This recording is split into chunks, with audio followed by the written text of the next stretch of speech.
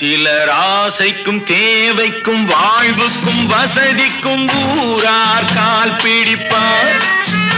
ஒரு மானமில்லை அதில் ஈனமில்லை, அவர் எப்போதும் வால் பிடிப்பார். எதிர்காலம் வரும் என் கடமை வரும், இந்த கூட்டத்தின் ஆட்டத்தை ஒழிப்பேன். பொது நீதியிலே புது பாதையிலே வரும் நல்லோர் முகத்திலே விழிப்பேன். வரும் நல்லோர் முகத்திலே விழிப்பேன்.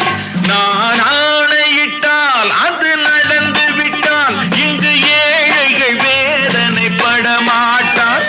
உயிர் உள்ளவரை ஒரு துன்பமில்லை, அவர் கண்ணீர் கடலிலே விழமாட்டார்.